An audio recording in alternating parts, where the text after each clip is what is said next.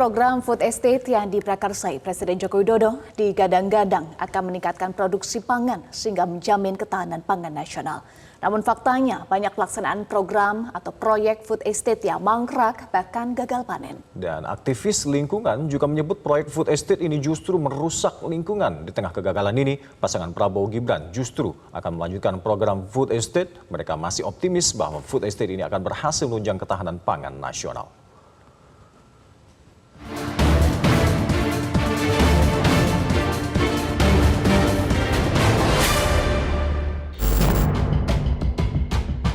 Ketika calon presiden dan calon wakil presiden yakni pasangan Anies Baswedan Muhaimin Iskandar, Ganjar Pranowo Mahfud MD dan Prabowo Subianto Gibran Raka Buming Raka sudah mendaftar ke Komisi Pemilihan Umum. Ketiga pasangan ini pun sudah menyerahkan visi, misi dan program kerja periode 2024-2029. Visi Amin adalah Indonesia Adil Makmur untuk semua.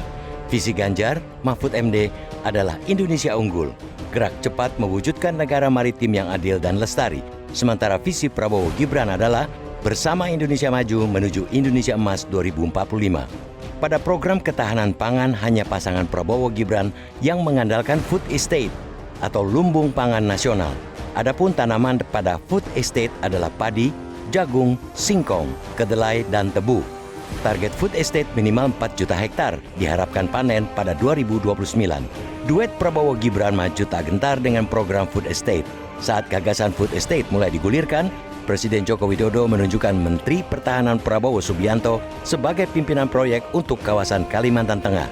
Joko Widodo beralasan bahwa sektor pertahanan tak hanya mengurus alat utama sistem persenjataan, tapi juga ketahanan pangan. Presiden Joko Widodo menggelontorkan 108,8 triliun rupiah untuk ketahanan pangan 2024, termasuk pembangunan food estate. Celakanya, berdasarkan audit Badan Pemeriksa Keuangan pada tahun anggaran 2020 sampai dengan triwulan 3 2021, pelaksanaan food estate tidak sesuai dengan peraturan dalam semua hal. Menurut BPK, permasalahan pertama adalah perencanaan food estate belum berdasarkan data dan informasi yang valid, bahkan belum sesuai dengan perencanaan lahan pertanian pangan berkelanjutan serta sistem budidaya pertanian berkelanjutan. Permasalahan kedua, kegiatan survei, investigasi, dan desain, ekstensifikasi dan intensifikasi food estate di Kabupaten Kapuas dan Kabupaten Pulang Pisau, Kalimantan Tengah. Kegiatan yang dilaksanakan dengan swakelola tersebut belum sesuai ketentuan. Permasalahan ketiga, lanjut BPK, penetapan lahan lokasi food estate yang belum sesuai ketentuan. Berdasarkan penelusuran BBC News Indonesia bersama LSM Pantau Gambut, 2 tahun berjalan di Kalteng hasilnya gagal. Perkebunan singkong seluas 600 hektar mangkrak dan 17.000 hektar sawah baru tak kunjung panen. Bahkan, proyek lumbung pangan nasional di wilayah ini hanya memicu persoalan baru. Bencana banjir kian meluas dan berkepanjangan, serta memaksa masyarakat Dayak mengubah kebiasaan mereka menanam. Sementara pasangan Amin dan Ganjar Mahfud tidak menyentuh food estate. Bahkan, kubu Ganjar Mahfud seperti disampaikan Sekjen PDI Perjuangan Hasto Kristianto menyebut proyek food estate sebagai kejahatan lingkungan. Pasangan Amin untuk pangan salah satunya adalah revolusi agromaritim, yakni petani tidak perlu memikirkan pasar dan harga jual, sehingga petani dapat fokus pada peningkatan produktivitas. Pasar dan harga jual akan difasilitasi oleh pemerintah melalui tata niaga yang transparan dan akuntabel demi tercapainya kesejahteraan petani. Terkait pangan, Ganjar Mahfud MD menjamin ketersediaan pangan dari dalam negeri, aman, berkualitas, murah, dan terdiversifikasi berbasis kearifan lokal, serta mendukung desa mandiri pangan. Namun demikian, program pangan ketiga Capres-Cawapres masih perlu diuji saat debat kandidat. Saat debat akan diketahui apakah para calon pemimpin bangsa ini menguasai atau tidak permasalahan pangan di Indonesia.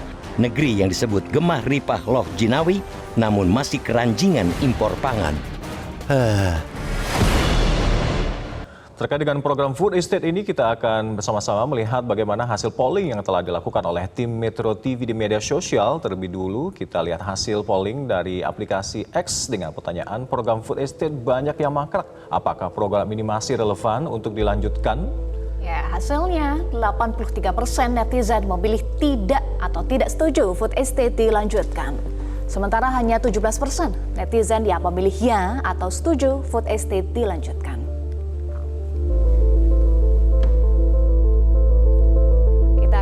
juga komentar dari sejumlah netizen ya, Alka dan juga pemirsa dari @JohnnyGinting20 yang menyatakan warga sekitar area food estate sebelumnya sudah mengingatkan kepada pemerintah bahwa daerah itu daerah bebatuan, tidak cocok untuk dijadikan proyek tersebut.